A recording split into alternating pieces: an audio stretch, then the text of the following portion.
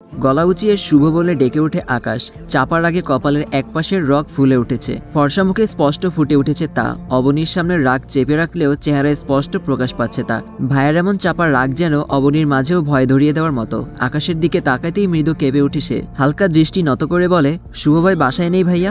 ভ্রু কুচকালো আকাশ। কিছু বলার আগেই অবনী ফের বলে উঠে, আরোহী বলেছিল ফুচকা খাবে, আমারও ইচ্ছা করছিল, তাই শুভ ভাইকে পাঠিয়েছি ফুচকা নিয়ে আসার জন্য। তুমি তো আবার বলেছিলে বাইরের এসব ছাইপাস না খেতে, তাই চেয়েছিলাম তুমি যেন কিছু না শোনো। আকাশ বুঝতে পারে অবনীর ঘাবড়ে যাওয়ার কারণটা, যদিও তার এখন এসব নিয়ে অবনীকে বকা দেওয়ার একদমই মুড নেই। তাই খানিকটা শান্তস্বরে বলে, অন্য কাজের লোকদের বল এগুলো পরিষ্কার করে নিতে, তুই এই ভাঙা কাছে হাত লাগাবি না একদম। বলেই রুম ত্যাগ করে আকাশ। বাইরে আসতেই দেখে শুভ ফিরে এসেছে।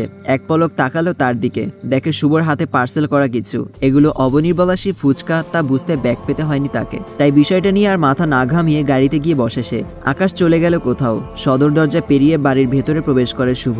মুহূর্তেই অবনী ছুটে আসে তার কাছে, পরপর কয়েকটা শ্বাস নিয়ে বলে, এতক্ষণ লাগলো ফিরতে? এত লেট করার জন্যই ভাইয়ার হাতে ধরা পড়েছি আজ। ভাগ্যিস কিছু বলেনি। কিছুক্ষণ আগে শুভকে হতদন্ত হয়ে বের হতে দেখে অবনী পিছু ডাকে। কোথায় যাচ্ছে জিজ্ঞেস করতেই বাইরে যাওয়ার কথা বলে শুভ। কিছুক্ষণ দাঁড়াতে বলে রুমের দিকে ছুটে যায় অবনী। পুনরায় ফিরে এসে শুভ হাতে 500 টাকার একটা নোট ধরিয়ে দিয়ে বলে, ফেরার সময় ফুচকা নিয়ে আসতে। তখন রুশানকে বাঁচানোর চিন্তা ঘুরপাক খাচ্ছিল শুভর মাথায়। এর মাঝে অবনীর চক্করে পড়ায় অনেকটা বিরক্ত হয় সে, তবে তা প্রকাশ করলো না। অবনী থেকে টাকাটা নিয়ে বেরিয়ে গেল চুপচাপ। শুভর থেকে ফুচকাগুলো নেয় অবনী। প্যাকেট না খুলেই বলে, টক বেশি করে এনেছেন তো? শুভ নিচস্বরে বলে, হ্যাঁ সব ঠিকঠাকভাবেই আছে। বলেই অবশিষ্ট টাকাগুলো অবনীর দিকে বাড়িয়ে দিল শুভ। অবনী সেগুলো না নিয়ে বলে, এগুলো আপনি রেখে দিন, আপনার টাকা আমি কেন রাখতে যাব? শুভর ব্যক্তিত্ব সম্পূর্ণ স্বাভাবিক স্বর। বিপরীতে অবনী হালকা করে গাল টেনে দিয়ে বলে, ধরে নিন, খুশি হয়েই দিয়েছি, চা নাস্তা করে নিয়ে এগুলো দিয়ে। বলেই চলে গেল অবনী। যাওয়ার আগে গাল টেনে দেওয়ার খানিকটা অবাক হয় শুভ। গালে হালকা করে হাত রেখে অবনীর দিকে তাকায়। এক মনেই চলে গেল অবনী। দাঁড়িয়ে আছে শুভ। হাতে থাকা অবনীর দেওয়া ভাঙতি টাকাগুলোর দিকে চেয়ে একটা শ্বাস ছাড়ে সে। অতঃপর হালকা মাথা দুলিয়ে মৃদু হেসে অন্যদিকে পা বাড়ালো। শাওয়ার নিয়ে নাস্তা শেষ করে রাজ। অতঃপর এশার নামাজ পড়ে ফোন হাতে নিয়ে বসে সে। দেখে দুটো মিসড কল। কলগুলো নিলয় দিয়েছে, তা বুঝতে পেরেই খানিকটা অবাক হয় সে, কারণ বিশেষ কোনো কারণ ছাড়া নিলয় তাকে কল দিবে না, যেন এটা একটা নিয়মের মতোই।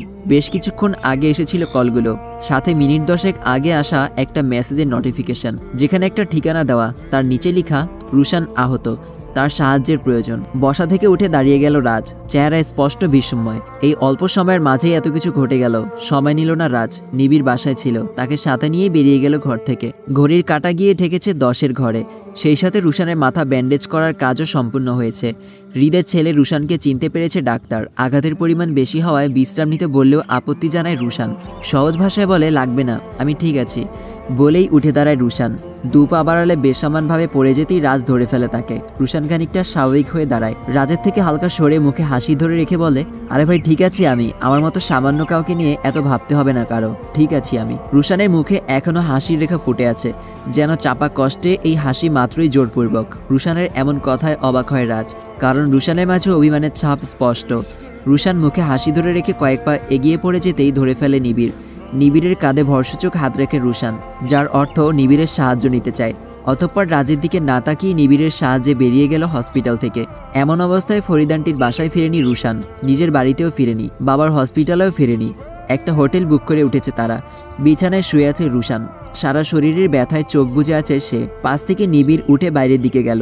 ফরিদানটির নাম্বারে কল দিয়ে বলে, রুশান সহ তারা 3 জন একসাথেই আছে, রাতে বাসায় ফিরবে না। খাবার নিয়ে তাদের অপেক্ষায় ছিল ফরিদানটি, সাথে তুষার ও সাকিব দুজনও। কিছুটা কৌতূহল নিয়ে ফরিদানটি বলে, কেন, কোথায় ওরা, কোনো সমস্যা হয়েছে কি? বাসায় ফিরে বলি আন্টি। আচ্ছা, সাবধানে থাকিস। ফোন রাখতেই তুষার বলে, কতক্ষণ লাগবে ওদের? ফরিদানটি ফোন রেখে বলে, ফিরবে না। মুহূর্তেই তুষার প্লেটে খাবার তুলতে ব্যস্ত হয়ে বলে, অযথাই এত ক্ষুধা নিয়ে এতক্ষণ বসেছিলাম। পাশ থেকে সাকিব হেসে বলে, তোর মতো খাবার সামনে রেখে এতক্ষণ কিভাবে বসেছিলি, এটা ভেবেই বরং অবাক হচ্ছি। ফোন রেখেই রুম সার্ভিসকে ডেকে নিল নিবিড় তাদের রুমে খাবার দেওয়ার জন্য। রুশানের পাশে বসে আছে রাজ। রুশানের গম্ভীরতার কারণ বুঝতে পেরে রাজ বলে, নিলয়ের সাথে দেখা হয়েছে তাই না? এবার রাজের দিকে ফিরে তাকায় রুশান, হাতে ভর দিয়ে হালকা আদাসহ হয়ে বসে সে। রাজের দিকে স্বাভাবিক দৃষ্টি নিক্ষেপ করে বলে, নিলয়ের বিষয়টা আমার থেকেও গোপন রাখা হয়েছিল? আমি কি এতটাই অবিশ্বাস করার মতো কেউ? কিছু সময় চুপ রইল রাজ, অতঃপর শান্তস্বরে বলে, সময় হলেই বলতাম তোকে, কিন্তু আপাতত পরিস্থিতি আমাকে বাধ্য করেছে বিষয়টা গোপন রাখতে। আমার থেকেও? রুশানের প্রশ্নবোধক দৃষ্টি। বিপরীতে রাজ বলে, বারবার স্বীকার করতে বেরিয়ে নিজেই শিকারে পরিণত হচ্ছিস। কারণটা কি বুঝতে পেরেছিস একবারও? রুশান খানিকটা ভ্রুকুচকে বলে, বিশ্বাসঘাতকতার কথা বলছিস? রাজ সোজাসাপটা ভাবে বলে, সেটাই। নীলাও একই কথাই বলেছিল। কিছু সময় নীরব থেকে রাজ পুনরায় বলে, বর্তমানে এমন একটা পরিস্থিতির মধ্য নিয়ে সময়টা পার হচ্ছে, কথা এই কান দিয়ে ওই কানে যাওয়ার আগেই তা বিদ্যুতের কানে পৌঁছে যাচ্ছে। সেই ক্ষেত্রে নিলয় আমাদের নিজেরই একজন, তার বিষয়ে কোনো ঝুঁকি নিতে চাইনি আমি। বিষয়টা বুঝতে পারে রুশান। রাজ ফের বলে, সময় হলেই সবাই এই বিষয়ে জানবে, কিন্তু আপাতত নিলয়ের কথা গোপন থাকবে আমাদের মাঝে। রুশান বলল, আচ্ছা বুঝতে পেরেছি, বলেই চোখ বুজে নেয় রুশান। রাজ পাশ থেকে বলে, আরশিয়ানটি কল দিয়েছিল, বলল রাইসা এখন মোটামুটি ভালো আছে, কখন দেখতে যাবি? চোখ খোলে রুশান, একটা শ্বাস নিয়ে বলে, এখন না, রাইসা আমায় এই অবস্থা দেখলে সে আরো দুর্বল হয়ে পড়বে। এর মাঝেই রুমে প্রবেশ করে নিবিড়। তাকে দেখে রাজ রুশানকে ধরে হালকা বসিয়ে দিয়ে বলে, খাবার চলে আসবে এখনই, তারপর ওষুধ খেয়ে একটু ঘুম দিবি। সকাল হতেই শরীর কিছুটা হালকা হয় রুশানের, তবে ব্যথা ও ক্লান্তি কাটেনি পুরোপুরি। তবুও ডিআইজি জাহাঙ্গীর আলমের তলব পেয়ে চলে যেতে হলো রুশানকে। সাদা কাপড়ে এক এক করে 11 জন পুলিশ সদস্যদের লাশ ডেকে রাখা হয়েছে। পাশে কয়েকজনের পরিবারের আহাচারি, বাকিদের বাড়ি দূরে হওয়ায় হয়তো আসতে দেরি হচ্ছে তাদের। তবুও যারা এসেছে তাদের কান্না যেন সহ্য হওয়ার মতো না। সহ্য হচ্ছে না রুশানের নিজেরও। ইন্না লিল্লাহি ওয়া ইন্না ইলাইহি রাজিউন বলেই দুচোখ বুজে নিল। অতঃপর নিজের মনকে শক্ত রেখে ভেতরের দিকে অগ্রসর হয় সে। রুশান পুরোপুরি সুস্থ হতে 2 দিন সময় লাগলো। মাথার ব্যান্ডেজটা খুলে নিলেও কপালের একপাশে ছোট কাটা দাগটা বোঝা যাচ্ছে, তাই একটা ক্যাপ লাগিয়ে নিল সে, যেন তার রাইসার চোখে না পড়ে। রাইসার কাছে যাচ্ছে আজ, রাইসার সাথে কথা বলবে। ভাবতেই কেমন যেন বুকটা ধুকধুক করছে তার। কেন যেন কাছের পথটাও খুব বেশি দূরের মনে হচ্ছে আজ। ইচ্ছা করছে উড়ে চলে যেতে, অনেকক্ষণ রাইসাকে শক্ত করে নিজের সাথে জড়িয়ে ধরে রাখতে, যতক্ষণ না তার অশান্ত মনটা শান্ত হয়ে ওঠে, শীতলতা অনুভব করে। রাইসা সুস্থ হয়েছে শুনে কোচিং শেষে হসপিটালে পৌঁছালো আরোহীও। রাজ বাইক রেখে দ্রুত পায়ে আরোহীর সামনে এসে দাঁড়ায়। আরোহী তার দিকে চেয়ে বলে, রাইসার সাথে দেখা করতে পারবো এখন? রাজ হ্যাঁ-সূচক সম্মতি জানিয়ে বলে, আমার সাথে এসো। কেবিনের দরজার সামনে এসে দাঁড়িয়েই থেমে গেল আরোহী। রাজের এক হাত ধরে থামিয়ে দিল তাকেও। এক পলক হাতের দিকে তাকায় রাজ, অতঃপর আরোহীর দিকে তাকাতেই বুঝতে পারে হাতটা অনিচ্ছাকৃতভাবেই ধরেছে আরোহী, কারণ তার দৃষ্টি রাইসা ও তার মায়ের উপর স্থির। রাইসার মাথাটা কোলে নিয়ে চুলে আঙুলের ছোঁয়ায় মিশিয়ে দিচ্ছে তার মা, পরম আদরে। আরোহী সেদিকে স্থির হয়ে চেয়ে রইল। বুকটা যেন হাহাকার হয়ে ওঠে তার, চোখ দুটো মৃদু জ্বলে ওঠে, যেন অশ্রুর আগমনের পূর্ববার্তা। যেন মুহূর্তেই মায়ের শূন্যতা তাকে তীব্র গ্রাস করে নিচ্ছে। অশ্রু জমে চোখ চিকচিক করে ওঠে তার। হিজাবের মাঝে দু চোখ দুটো দেখা যাওয়ায় রাজ মুহূর্তেই বুঝে নিল এই চিকচিক করা চোখের জোড়ার মানে। মা হারানো একটা মেয়ের মনে জেগে ওঠার তীব্র কষ্ট। একটা টিস্যু বের করে আরোহীর দিকে এগিয়ে দেয় রাজ। শান্তস্বরে বলে, মন খারাপ করো না, একদিন তুমিও সোনালী দিনগুলো ফিরে পাবে ইনশাল্লাহ। টিস্যুটা হাতে নিল না আরোহী, তাকে কেউ বুঝতে পেরেছে, সান্ত্বনা দিচ্ছে ভেবেই ভেঙে পড়ে যেন। লজ্জাবতী গাছকে ছুঁয়ে দিতেই যেমন সেটা নেতিয়ে যায়। কেঁদে উঠে সে, রাজের বুকে কপাল ঠেকিয়ে মুখ লুকায়। এক অদ্ভুত শিহরণে পুরো শরীর কেঁপে ওঠে রাজের। তার বুকে মুখ লুকিয়ে কাঁদছে এক মেয়ে, যেমনটা এর আগে কখনো ঘটেনি। হুট করে এই কেমন অনুভূতির সাথে তার সাক্ষাৎ। এই মুহূর্তে কি করা উচিত তার, কিছুই যেন ভেবে পাচ্ছে না সে। রাজকে নিশ্চুপ দেখে আরোহী কান্নামাখার স্বরে বলে, আমাকে নিরিবিলি কোথাও নিয়ে যাবেন প্লিজ, কিছুক্ষণ একা থাকবো আমি। হসপিটালে পৌঁছায় রুশান। প্রথমেই বাবার সাথে দেখে সব জেনে নিল। রাইসা এখন অনেকটাই সুস্থ শুনেই রাইসার কাছে যাওয়ার উত্তেজনায় উঠে দাঁড়ায় রুশান। বিপরীতে রিত তাকে থামিয়ে বলে, রাইসা এখন সুস্থ, কিন্তু একটা ব্যাড নিউজ আছে, যা মেনে নেওয়াটা কঠিন হবে তোর জন্য। বাবার কথা কানে নিল না রুশান। রাইসা এখন সুস্থ, এই কথাটাই শুনতে চেয়েছিল সে, আর শুনতে পেয়েছে। যেন এর সামনে অন্য কোনো কথাই আর গুরুত্বপূর্ণ নয়। বাবার দিকে চেয়ে বলে, পরে শুনবো বাবা, বলেই রাইসার কাছে ছুটে গেল সে। দেখে রাইসা ধীর পায়ে হাঁটছে, সাথে তার মা। দরজার দিকে তাকায় রাইসা। রুশানকে দেখেই মায়ের দিকে চেয়ে অভিমানের স্বরে বলে, মা ওকে চলে যেতে বলো। মেয়ের কথায় হালকা হাসলো আরিশা। অতঃপর সে নিজেই বেরিয়ে গেল সেখান থেকে। রাইসার সামনে এসে দাঁড়ায় রুশান, অন্যদিকে মুখ ফিরিয়ে নেয় রাইসা। রুশান তাকে ফিরিয়ে মুখের দিকে চেয়ে বলে, রাগ করেছিস? সরি। রাইসা গোমরা মুখে বলে, আমি আইসিইউ থেকে বের হয়েছি আজ 3 দিন হলো, অথচ কোনো খোঁজই ছিল না আপনার, আর এখন আসছেন একটা সরি বলতে? রুশান পুনরায় বলে, আচ্ছা কান ধরছি, এমন ভুল আর হবে না। হালকা করে কান ধরে রুশান। রাইসা হাত বাড়িয়ে তাকে থামিয়ে দিয়ে বলে, প্লিজ জানতো এখান থেকে, আর এটা কি পরে রেখেছেন? বলেই রুশানের মাথা থেকে ক্যাপটা সরিয়ে নেয় রাইসা। মুহূর্তেই চোখে পড়ে রুশানের কপালের কাটা দাগটা, যা রুশান এতক্ষণ লুকিয়ে রেখেছিল। আটকে ওঠে রাইসা, হাত বাড়িয়ে রুশানের কপাল স্পর্শ করে বলে, কি হয়েছিল আপনার? রুশান হেসে উড়িয়ে দেওয়ার মতো করে বলে, তেমন কিছু না। রাইসা তাকে থামিয়ে বলে, সত্যি করে বলুন, কোথায় ছিলেন এই 2 দিন? কিছু বলল না রুশান। রাইসা কিছুটা আন্দাজ করতে পারে বিষয়টা।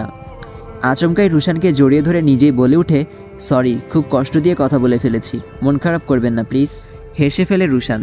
রাইসার কপালে চুমু দিয়ে বলে, একদম না, তোর উপর মন খারাপ করা সম্ভবই না। হেসে ফেলে রাইসাও। রুশান কয়েক পা পিছিয়ে এসে রাইসাকে ভালো করে দেখে নিয়ে বলে, মাশাআল্লাহ, আমার পরিটা এখন পুরোপুরি সুস্থ। ফের হাসে রাইসা। আচমকাই রুশান কাছে এসে রাইসার পায়ের উপরের অংশ জড়িয়ে ধরে কোলে তুলে নিল তাকে। দুহাতে নিজের মুখ চেপে ধরে রাইসা মাথাটা হালকা ঝুঁকিয়ে রুশানের কপালের সাথে কপাল স্পর্শ করে, যেন লজ্জায় সে ভিড় জমিয়েছে খুব। লাজুকতায় কি বলবে ভেবে না পেয়ে উঠে, কি করছেন এসব, দরজা খোলা, কেউ এসে পড়বে, আসুক। রুশানের সোজাসাপটা জবাব। রাইসা তার কপালের দিকে চেয়ে বলে উঠে, আপনি অসুস্থ রুশান ভাই, প্লিজ নামিয়ে দেন বলছি। নামায়নি রুশান। মাথা উঁচু করে রাইসার দিকে চেয়ে বলে, তাতে কিছুই আসা যায় না, কারণ তুই আমার সকল অসুখেরই একমাত্র নিরাময়। বিকেল গড়িয়ে সন্ধ্যা নেমে এলো। নিজেকে অনেকটাই শান্ত করে নেয় আরোহী। খানিকটা দূর হতে সরু চোখে তার দিকে তাকায় রাজ। বারবার একটা মেয়ের মন খারাপের সঙ্গী হচ্ছে সে, যেন নিজের কাছেও অবাক লাগছে খুব। কিছুটা দূরে বোতল থেকে পানি নিয়ে মুখে ছিটাতে ব্যস্ত আরোহী, যেন মুখ ধুয়ে বিষাদের ছাপ মুছে ফেলতে চাইছে সে। একটা শ্বাস ছেড়ে অন্যদিকে দৃষ্টি সরিয়ে নেয় রাজ, যেন মেয়েটাকে যতই দেখছে ততই অবাক হচ্ছে। একটা মেয়ে সত্যিই এমন হয়, কখনো হাসি খুশি, কখনো বিষণ্ণ, আবার কখনো আবেগে আপ্লুত হয়ে নেতিয়ে পড়া। অপরিচিত একজন মানুষকে বিশ্বাস করে তার মন খারাপের কারণ বলা, আবার এই মন খারাপের সময় তার সঙ্গ নেওয়া। মেয়েরা সাধারণত এমন হয় না। তারা বেশিরভাগ সময় নিজেদের কষ্ট আড়াল করে রাখে, নিজেদের ইমোশন প্রকাশ করতে চায় না। কিন্তু আরোহীর বিষয়টা সম্পূর্ণ ব্যতিক্রম। তবে অন্য কারোর সাথেও তো আরোহী এতটা মেশে না, তাহলে রাজের সাথেই বা এতটা মিশে যাওয়ার কারণ কি? আচ্ছা, এটা কি খুব বেশি স্বাভাবিক নাকি অস্বাভাবিক কিছু? ভাবনার সময়টা আর দীর্ঘ হলো না। এর মাঝেই রাজের সামনে এসে দাঁড়ায় আরোহী। কিছুটা লজ্জিত দৃষ্টিতে রাজের দিকে চেয়ে পুনরায় দৃষ্টি নত করে, কিছুটা জড়তা নিয়ে বলে, তখন এরূপ ঘটনার জন্য সরি। রাজ বুঝতে পেরেছে বিষয়টা, সাথে এটাও বুঝতে পেরেছে মেয়েটা খুব বেশি আবেগে আপ্লুত হয়ে গেলে নিজের নিয়ন্ত্রণ হারায় সে। কিছুক্ষণ আগেও ঠিক এমনটাই হয়েছিল। কিছু বলল না রাজ। হাঁটার জন্য সামনে ইশারা করলে আরোহী পুনরায় বলে, আপনি কি রাগ করেছেন? অবাক হলো রাজ। অনিচ্ছাকৃতভাবে ঘটে যাওয়া বিষয়টার উপর রাগ করার কি আছে? উত্তরে কিছু বলার আগেই আরোহী ফের বলে উঠে, শুনুন, আপনি আমার উপর রাগ করে থাকলে বা ভুল বুঝে থাকলে আমার ভালো লাগবে না, সারাক্ষণ অস্থিরতায় কাটবে। আরোহীর কথার মাঝে তার বাচ্চামো ভাবটা ফুটে উঠেছে, যা খানিকটা হাসির কারণ হলো রাজের। তবে হাসলো না সে, নিজেকে স্বাভাবিক রেখে আরোহীর দিকে তাকায়। অতঃপর শান্ত স্বরে বলে, অস্থির হবে না, তখন সিচুয়েশন ভিন্ন ছিল, তাই কিছু মনে করিনি আমি। আরোহী বলল, সত্যিই তো? রাজ কিছু না বললেও হ্যাঁ সূচক হালকা চোখের পলক ফেলল রাজ। একটা প্রশান্তির শ্বাস নেয় আরোহী। অতঃপর বলে, এখন কি রাইসের সাথে কথা বলা যাবে? রাজ একটু অসম্মতি জানিয়ে বলে, এখন আর না, মন ভালো হলে অন্য সময় কথা বলবে, এখন আমার মন ভালো আছে। তখন কেন জানি একটু বেশি খারাপ লাগছিল, এখন আর তেমন লাগবে না। কিছু সময় নিশ্চুপ রইল রাজ, হয়তো নিজের মাঝে একটা প্রশ্নের অস্তিত্ব জেগে ওঠে, মেয়েদের এত মুড সুইং কিভাবে হয়? রাইসাকে কোল থেকে নামিয়ে কপালে চুমু এঁকে দিল রুশান। তার শূন্য হওয়া হৃদয় জালে যেন সর্বমুখ এসে ধরা দিয়েছে। যেমন করে সব পাতা ঝরে গিয়ে মৃতের ন্যায় গাছটা নতুন পাতায় রাঙিয়ে ওঠে। মৃদু শব্দে দরজার সামনে কারো উপস্থিতি টের পায় রুশান। রাইসার থেকে খানিকটা দূরে দাঁড়িয়ে স্বাভাবিক স্বরে বলে, আসুন। ভেতরে প্রবেশ করে রাজ ও আরোহী। আরোহীকে দেখে খানিকটা ব্রু কুচকায় রুশান। হয়তো কিছুটা অবাক হয়েছে সে। যেই মুহূর্তে নিলয় বলেছিল হয়তো আকাশেই সেই বিদ্যুৎ, তখন থেকেই তালুকদার বাড়ির প্রতিটা সদস্যকে রহস্যময় মনে হচ্ছে তার। এখন আরোহীর আগমন তাকে অবাক করলেও চেহারায় প্রকাশ পায়নি তা। হালকা হাসিতে আরোহীর দিকে চেয়ে বলে, আরে আরোহী, কেমন আছো? আলহামদুলিল্লাহ ভাইয়া, ভালো। আপনি? রুশান বলল, হ্যাঁ আমিও ভালো আছি। অতঃপর আরোহীর সাথে রাইসাকে পরিচয় করিয়ে দেয় রুশান। রাইসার দিকে চেয়ে আরোহী মৃদু হেসে বলে, কেমন আছো এখন? রাইসা স্বাভাবিক স্বরে বলে, এখন মোটামুটি ভালো আপু, আপনি কেমন আছেন? আলহামদুলিল্লাহ ভালো। বলি রাইসাকে নিয়ে একপাশে বসলো আরোহী। রাইসার দিকে চেয়ে বলে, তোমার সাথে যা ঘটেছে তার শুনে খুব খারাপ লাগছিল। যখন তোমাকে অসুস্থ অবস্থায় দেখে গেলাম তখন থেকে মনটা কেমন যেন করছিল, খারাপ লাগছিল খুব। শুধু একটাই দোয়া করতাম, এই মিষ্টি মেয়েটাকে যেন আল্লাহ তাড়াতাড়ি সুস্থ করে দেয়। তাছাড়া তোমার প্রতি রুশান ভাইয়ের ভালোবাসা দেখে তোমাদের ভালোবাসা পরিপূর্ণ দেখারও ইচ্ছা ছিল খুব, কারণ এমন ভালোবাসা সবাই পায় না। প্রশংসা ও রুশানের কথা বলায় হালকা হাসলো রাইসা। অতঃপর আরোহীর দিকে চেয়ে বলে, আপনি আমার থেকেও সুন্দর আপু, আর আপনার জন্য এমন কেউ নিশ্চয়ই আছে। রাজ ও রুশান দুজনই তাকায় তাদের দিকে, যা অনেকটাই লজ্জায় ফেলে দেয় আরোহীকে, বিশেষ করে রাজের দৃষ্টি। তবে এই দৃষ্টি বেশিক্ষণ স্থায়ী হলো না। তার মাঝেই পাশ থেকে রুশান বলে, আচ্ছা তারা কথা বলুক, এদিকে আয়। কিছুক্ষণ আগে বাবা কি যেন বলতে চেয়েছিল, বাবার সাথে দেখা করতে হবে বলে বের হওয়ার জন্য পা বাড়ায় রুশান, তার সাথে রাজও। আরোহী নিজের লাজুকতা কাটাতে প্রসঙ্গ পাল্টে রাইসাকে বলে, মনে হয় আমরা দুজন একই বয়সেরই, আমাকে তুমি করে বললেই আমি খুশি হব। কেবিন থেকে বের হয় দুজন। হৃদের কাছে যাওয়ার উদ্দেশ্যে পা বাড়াতে যাবে তার আগেই হসপিটালে আকাশকে দেখে থমকে দাঁড়ায় তারা। তাদের দিকে এগিয়ে আসছে আকাশ। রুশান অনেকটাই অবাক হলেও অবাক হয়নি রাজ, কারণ সে ভালোই আন্দাজ করতে পেরেছে আকাশ হয়তো আরোহীর জন্যই এসেছে। নিলয় সেদিন বলেছিল আকাশই হয়তো বিদ্যুৎ। যদি এমনটাই সত্য হয় তাহলে এতগুলো দিন রাইসা তীব্র কষ্ট সহ্য করে মৃত্যুর সাথে লড়াই করার কারণটাও এই আকাশ। ভাবতেই ক্ষিপ্ত হয়ে ওঠে রুশান। বিষয়টা বুঝতে পেরে পাশ থেকে তার হাত চেপে ধরে রাজ। হালকা চোখের ইশারায় বোঝালো শান্ত থাকতে। একটা শ্বাস নেয় রুশান। রাজের বাধা বুঝতে পেরে নিজের ক্রোধকে দমিয়ে রাখার আপ্রাণ চেষ্টা করছে যেন, কারণ এখন এটাই একমাত্র উপায়। সেদিন রুশান আহত হয়ে যখন হোটেলে উঠেছিল তখনই এই নিয়ে কথা হয়েছিল তাদের মাঝে। নিবিড় যখন খাবারের কথা বলে পুনরায় বাইরে গেল, রাজ তখন রুশানের দিকে চেয়ে বলে, নিলয়ের কিছু বলেছিল? হ্যাঁ সূচক হালকা মাথা নাড়ায় রুশান। অতঃপর রাজের দিকে চেয়ে বলে, নিলয়ের ধারণা আকাশই সেই বিদ্যুৎ। কিছুক্ষণ নীরব রইল রাজ, কারণ তারও একই ধারণা। রাজকে নিশ্চুপ দেখে রুশান বলে, ভাবছি আকাশকে অ্যারেস্ট করব। কয়েকদিন রিমান্ডে দিলে হয়তো নিজেই সব স্বীকার করে নিবে, এছাড়া আর কোনো উপায় নেই। একদম না। রুশানের কথা শেষ হওয়ার আগেই তাকে হাতের ইশারায় থামিয়ে দেয় রাজ। রাজের কথা শুনে থামে রুশান। রাজ পুনরায় বলে, বিদ্যুৎ খুবই বিচক্ষণ একজন ব্যক্তি। সে নিজেকে অন্ধকারের মতো লুকিয়ে নেয়, আলোর মতোই সবার সাথে মিশে যায়। যদি সে আকাশই হয় তাহলে আকাশ কখনোই সত্য প্রকাশ করবে না। যত টর্চারই করা হোক, এরপর তার বাবা তাকে যেভাবেই হোক নির্দোষ প্রমাণ করে বের করে নিয়ে আসবে, কারণ সন্দেহের উপর ভিত্তি করে আদালত সিদ্ধান্ত নিবে না। এটা তোর আমার চেয়ে ভালো জানার কথা। খানিকটা সময় নীরব রইল রুশান। রাজ পুনরায় বলে, এখন আকাশই যদি বিদ্যুৎ হয় তাহলে তা আগে প্রমাণ করতে হবে, অথবা প্রমাণ সংগ্রহ করে তারপর তার বিরুদ্ধে পদক্ষেপ নিতে হবে। নয়তো একবার সে নির্দোষ প্রমাণিত হয়ে গেলে বিষয়টা আরো জটিল হয়ে দাঁড়াবে আমাদের জন্য। তাদের দুজনের সামনে এসে দাঁড়ায় আকাশ। নিজেকে যথেষ্ট শান্ত রাখে রুশান। হাসি মুখে দুজনের সাথেই হাত মেলায় আকাশ। সৌজন্যতার খাতিরে বাধ্য হয় তারাও। রুশানের দিকে তাকায় আকাশ, মুখে হাসি ধরে রেখে বলে, শুনেছি আপনার হবু স্ত্রী সুস্থ হয়ে উঠেছে, অভিনন্দন। সৌজন্যতার খাতিরে ধন্যবাদ জানায় রুশান। আকাশ পুনরায় বলে, তার সাথে ঘটে যাওয়া বিষয়টা শুনে খুব খারাপ লাগছিল, তবে ওই বিদ্যুৎ নামের নিকৃষ্ট অপরাধী তার শাস্তি পেয়েছে, এটাই অনেক। আল্লাহর কখনোই যেন আপনাদের এমন পরীক্ষার সম্মুখীন না করে। কিছু সময় নীরব রইল রুশান, অতঃপর বলে, তবে আমি কঠিন পরীক্ষা দিয়ে অভ্যস্ত, শুধু রেজাল্ট ভালো হবে, এটাই আমার একমাত্র লক্ষ্য। কিছু বলল না আকাশ। সবাই নিয়ে খানিকটা মৃদু হেসে বলে, আপনার জন্য শুভকামনা রইল। অতঃপর চারপাশে দৃষ্টি বুলিয়ে নেয় আকাশ। পুনরায় তাদের দিকে চেয়ে বলে, মূলত আমি এসেছি আরোহীকে নিয়ে যেতে। সন্ধ্যা হয়ে গেল, সে বাসায় ফিরেনি দেখে চিন্তা হচ্ছিল। অতঃপর আমার ছোট বোনের কাছে জানতে পারি সে এই হসপিটালে এসেছে, তাই ভাবলাম নিজেই এসে নিয়ে যাই। আকাশের উপস্থিতি টের পেয়ে বেরিয়ে আসে আরোহী। আকাশের দিকে চেয়ে বলে, ভাইয়া তুমি? আকাশ বলল, হ্যাঁ আমি। দিন দিন খুব বেপরোয়া হয়ে উঠেছিস দেখছি। সন্ধ্যা হয়েছে, বাসায় না ফিরে এখানে কি? আকাশের স্বাভাবিক স্বর। বিপরীতে আরোহী কিছুটা চুপসে গিয়ে বলে, রাইসাকে দেখতে এসেছিলাম। তার সাথে কিভাবে পরিচয়? পুনরায় প্রশ্ন ছুড়ে দেয় আকাশ। আরোহী এবার কিছুটা নিচু স্বরে বলে, স্যারের কোচিংয়ে রাইসা আমার খুব ভালো ফ্রেন্ড ছিল। কিছুটা অবাক হয় রাজ, কারণ আরোহীর শেষের উত্তরটা ছিল মিথ্যে দিয়ে ঘেরা। বুঝতে পেরেও চুপ রইল সে। লক্ষ্য করে আকাশের প্রতি আরোহীর ভয়ার্ত ভাবটা।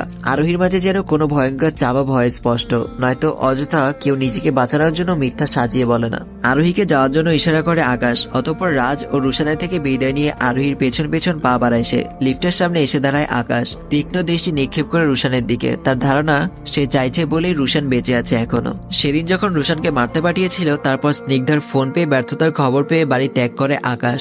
কিছু সময়ের মাঝেই নিজের একটা গোপন আস্তানায় পৌঁছে যায় সে। দেখে নিজের হাত থেকে ব্যান্ডেজ করিয়ে বসে আছে স্নিগ্ধা। আকাশ তার সামনে গিয়ে দাঁড়াতে হাঁটু গেড়ে বসে পড়ে সে। নতস্বরে বলে, আমি পারিনি, আমি জানি। ব্যর্থদের আপনি কখনো ক্ষমা করেন না, আমাকেও করবেন না। মেরে ফেলবেন, সেটাই করুন। আমি এটারই যোগ্য, কারণ আমি ব্যর্থ। কিছু সময় নিল আকাশ। অতঃপর স্নিগ্ধার দু বাহুতে হাত রেখে দাঁড় করায় তাকে। স্বাভাবিক স্বরে জানতে চায় কিভাবে হয়েছে এসব। সব খুলে বলে স্নিগ্ধা। একটা অপরিচিত ছেলে ঝড়ের মতো এসে পরিকল্পনা এলোমেলো করে দিয়েছে। সবটা শুনে কিছুক্ষণ নীরব রইল আকাশ। স্নিগ্ধা পুনরায় বলে, হয়তো আমায় মেরে ফেলুন, নয়তো আরেকটা সুযোগ দিন। রুশানের হবু স্ত্রী রাইসার এখন হসপিটালে। রুশানও মাঝে মাঝে তার সাথে দেখা করতে চায়। আমি নার্সের বেশে সেখানে গিয়ে দুজনকে মেরে ফেলবো, বের হতে না পারলে নিজেকেও। স্নিগ্ধাকে থামিয়ে দিল আকাশ, তার গালে হাত রেখে বলে, এখন রুশানে বেঁচে থাকাটাই আমাদের জন্য গুরুত্বপূর্ণ। অবাক হয় স্নিগ্ধা, একটু আগে মারতে পাঠিয়ে এখন বলছে জীবিত প্রয়োজন। বিষয়টা বুঝতে পারছে না সে। আকাশ পুনরায় বলে, এটা স্পষ্ট যে শুধু রুশানই আমাদের জন্য একমাত্র সমস্যা না, তার পেছনেও কারো অস্তিত্ব আছে যে আমাদের মতে ভয়ঙ্কর এবং আমাদের জন্য হুমকি স্বরূপ। নাবিলা হত্যার পরই এটা আন্দাজ করেছিলাম। এখন রুশানকে ব্যবহার করেই তাকে খুঁজে বের করতে হবে আমাদের। তাই আপাতত রুশানে বেঁচে থাকাটাই জরুরি। বুঝতে পারে স্নিগ্ধা, তবুও নিজের অস্থিরতা ধরে রেখে বলে, কিন্তু রুশানকে মারতে না পারলে আমার ব্যর্থতা মেনে নিতে পারছি না। আকাশ তাকে থামিয়ে পুনরায় বলে, রুশান মরবে, সময় হোক। এখন তোমার জন্য একটা নতুন দায়িত্ব অপেক্ষা করছে, খুবই গুরুত্বপূর্ণ দায়িত্ব, যা তাদের সবকিছুই লন্ডভন্ড করে ফেলবে। এখন দ্রুতই নিজেকে সেই দায়িত্বের জন্য প্রস্তুত করে নাও।